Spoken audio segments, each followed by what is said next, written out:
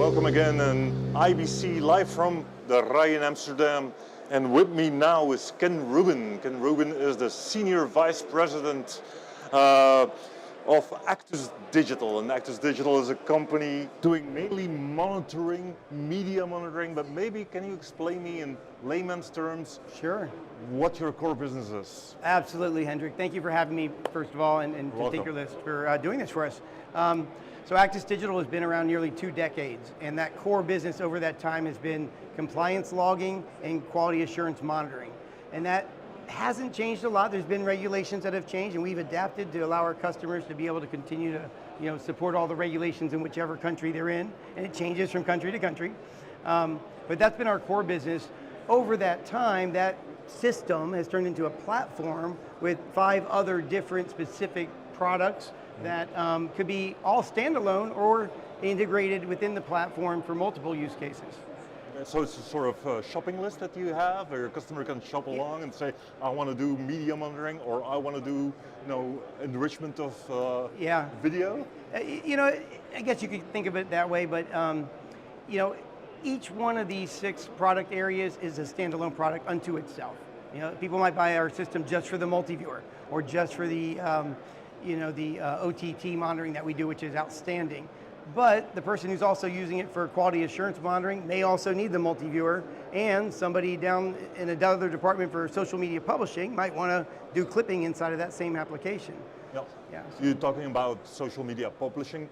This hasn't been around since, when was it, 2005? Since Yeah, you were, that's when we started. Yeah, right? when you started. So are these a new type of applications that are being developed, or are they really into production? Is this something that what kind of new products are you working on, to put it in other words? Yeah, we have been doing clipping and video on demand creation for a long period of time, but as you mentioned, the YouTube and Instagram and Facebooks of the world started doing more and more video only in the last decade probably. And so I would say that's not brand new, and I'll get to some of those new areas, but that is very interesting because in the same application that they have to have something, most stations, broadcasters have to have something for compliance and logging and quality monitoring. So in that same tool, this becomes an affordable add-on that is extending features to other departments. It's really quite advanced. It's amazing, and our customers usually come to us for one of these areas and they say, oh wow, you do that also? And they don't even intend to use it, and after it gets into the station or wherever it's at, other people see what they have and they start wanting to use it more and more.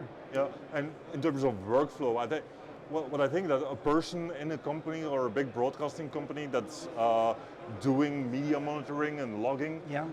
most of the time it's not the same person as managing the social media channels. Absolutely not, yeah. And how do you deal with that challenge and overcome it? That's a challenge for our marketing department. It really is, because I've been saying for 18 years we sell one product and one product only because it's a platform, and I think we're going to change that because we have 6 specific great products that could all be stand alone, and so it depends where we get into the company and who we start talking to, and then we take the conversation, would you also be interested to see? Can you adapt the workflow to a person who's only posting to Facebook and trying to monitoring that, or is it really integrated deeply into the media monitoring tool and you need to have knowledge of both? No, you really don't. You really don't. In fact, the users have permissions and accessibility so that they can't see certain parts of the tool that they would never use. Okay. And our interface dynamically updates, so anything they're not authorized to use, they don't even see it. And it becomes a very streamlined tool for them. So just different roles and different interfaces. Every role has a different interface that they see based on the permissions that the admin gives them. Yep. And that keeps it very streamlined, and people love our user interface. They say it's very, very easy to use. Okay, fair enough.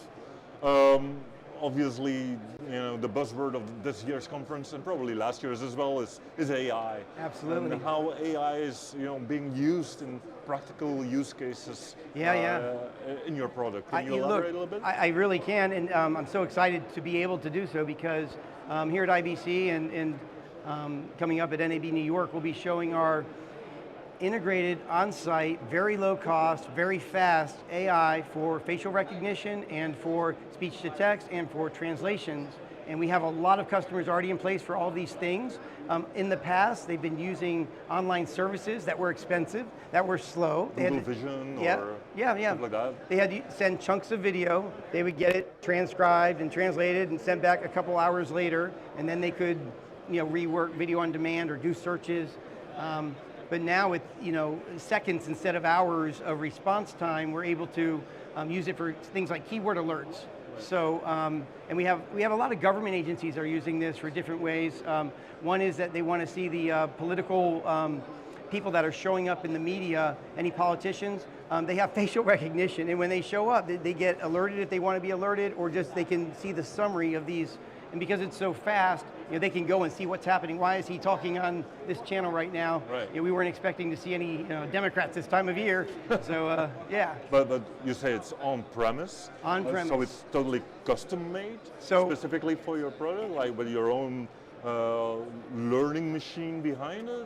There's AI learning, there's Actus, and there's also integrated other companies' AI within it, but one of the things that makes it... collaborative process? Yeah, it's fast because it's on-prem, right? Yep. And it's cheap because there's not a per minute charge. Yep. So we have a license per channel, and they can use it as much as they want, which is, they would never do for a 24-hour channel. They would never send 24 hours of video back, but they can with the on-prem. And envisioning the future, how do you see AI being used in other types of use cases apart from logging and transcribing or translating content? Are there any other opportunities there that you guys see? I mentioned facial recognition. Another one that is using AI within our product today, and absolutely fantastic. This is being used again by a TV station type of customer or network, monitoring not just their own station, but competitive stations. Our AI, integrated, Actus made, will evaluate the commercials on their own channel and on the competitors' channels. It'll notify them when there's a new commercial that hits their market they're not aware of. The salesperson can then go and call them. This becomes a lead list for the sales department, as well as it produces an actionable piece. It does. We produce a prioritized Delta report, which shows even if it's on their own channel and they had 15 runs this past week, it's run 80 times on this channel, 40 times on that channel. So while they thought they were getting maybe half of the business, they see they're getting a fourth of it. Their salesperson can proactively go out and say, hey, I thought we were friends, what happened? You're doing a lot more business with those guys. But at the core, the engine is still, a monitoring tool, and there you amazing. Add value, and you with the services that you build on top of it. Yeah, exactly, and people are buying it just for that feature. I mean, imagine if the sales department can close one more deal a month or a quarter, and the contracts for those types of television advertising can be quite lucrative. It pays for the system very quickly. Okay. Well, Ken, thank you very much for this talk. It was really interesting. And this was another episode of Q's live from IBC in Amsterdam. Thank you very much, Ken. Thank you. And we'll see you in the next one.